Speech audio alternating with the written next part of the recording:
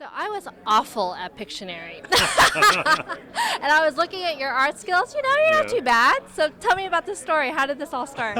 And I'm not very good myself. Mr. Pictionary is not a good drawer.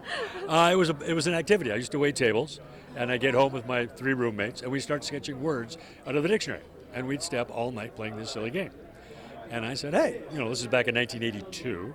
Okay. This might be a good board game. And so a couple years later, I really started getting into it, and I started putting it together, and it just took off. Okay, so I'm going to dig a little deeper because, listen, so many people have ideas, right? Concepts, and whether it's an invention, whether it's a game, a business. And let me tell you, very few can really have it take off like the way it did.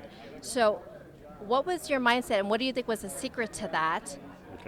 Okay, and then how has that developed into today in your life? Well, I have something I call aardvark, right? So Pictionary did not start with this grandiose idea, right? We all have these ideas and these dreams, but they're really big, and a lot of people get started because they're afraid, all the pieces necessary, and that was what happened to me. I wouldn't start, I couldn't start, I got in my own head, right? We get in our head, I can't do it, I'm a waiter, I don't know how to do this. Right. So instead, I broke it down to the simplest, first, easy step that I could take. I went in the backyard with a dictionary, pad of paper, and a pencil, and I wrote down the first word that made sense out of the dictionary, aardvark. Okay. That's how Pictionary got started.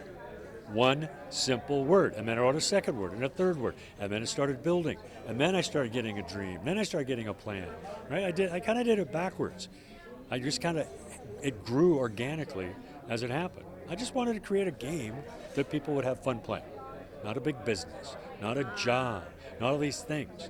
And so that was what everything started from, and that was the genesis to my big idea, to the big business that did happen. So it's that little simplest step, and then relish in it, right? I wrote the word aardvark. Who does that? Yeah. Right? And so I write aardvark, and I'm excited. I'm running around the backyard going, anybody see aardvark, right? But that's how and that's it. So I got excited. So get excited by those little victories. Quit waiting for the big stuff. Just those little things. Get excited. Okay, so get excited about the little stuff. But there's been some doors that have been closed, I know personally, and been knocked down a few times, and I know everyone in there.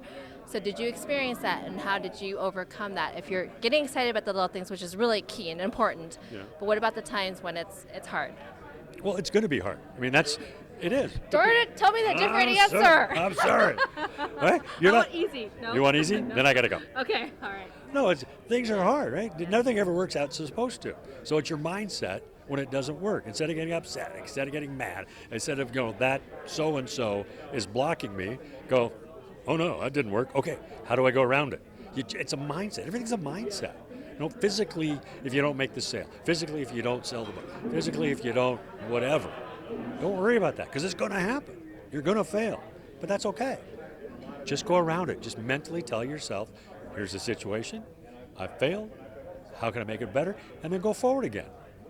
It's just keep going forward. It's just keep going forward, and know it's not always going to be easy, and your mind will tell you, okay, here's that moment. How do I get around it? So just keep your mind clear, positive, and focused, and it'll come. That answer will come. Okay, well, I will do that. Okay, even though I want everything to happen yesterday, but I will do that. Okay, there is no one answer, by the way, just so you know. Okay. Just checking. Well, today, so we're here, we're celebrating Frank and Greg Reid for the Wishman movie. They received their Las Vegas star as well. Yes, they did. So kind of tell me about your relationship and how that came about. I met Greg and Frank about 5 years ago at a mastermind. And a mutual friend, Dave Meltzer, invited me, and I go down, and there's Greg is sitting kind of running the thing, and he's this crazy person. He's got, right? He's bunny. so energetic. He's just always on the go. And I'm like, I don't get this guy. At first I'm going, I'm not coming back. Well, I didn't say it, but I'm going, this guy's crazy. But the more he talks, the more you listen, the more great things he has to share, and he's become a friend and a mentor to me. What he does a secret knock, and he's just this guy that leaves this trail of positivity and just things that people resonate. And so, no, he's fabulous that he does that, and I appreciate it. Appreciate him.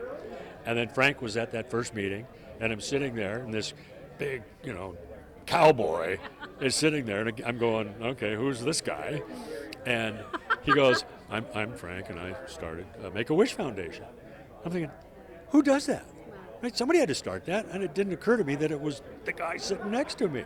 And he's this quiet, humble, forceful guy that when he speaks, you listen. Robust. You do. But he's had an influence on tens of thousands of lives. I mean, not many people get to say that. And he puts a smile on people's face, whether they're helping organize something or the child's getting what they need. And so for him to see that vision and follow through and get that done is truly inspiring. I mean, the movie Wishman, based on that, is unbelievable. And the story, I've seen the movie, it's fantastic. I mean, it's fantastic. I can't stop crying. I know. I start thinking about it, I start crying. I know I'm sounding like I'm surprised. Yeah. Maybe a little. Maybe a little. Come on. But it's a great movie, right? It's got this great message, beginning, middle, and end. And so, yeah, I'd recommend seeing it. I loved watching it. And then Frank's just a great human being. Well, for some reason, standing next to you, I feel like I can just accomplish just about anything. So that's good energy from you as well. So if there was one piece of advice, a courageous message to our audience, who is going after their dreams, finding that little spark of whatever it is that they're going after, what can you say to them? That you can. I was a waiter. I mean, I was waiting tables, and I invented this thing that took on the world, that changed the world, right? Pictionary is a big thing, but I didn't know I could do it, right? So don't get wrapped up in your own head. Just go and do it. Take a step, right? It doesn't matter who you are, what your station in life is, you can get things done. You just can. And it's not a can-do attitude. It's not rah-rah. I'm not into the rah-rah. But just that confidence. Give yourself the confidence and the permission to try, and that's all you can do, and that's where you get started. All right, well, thank you so much for sharing your wisdom and spending time with us today. Thank and you. Congratulations on all your success. Thank you. Appreciate it.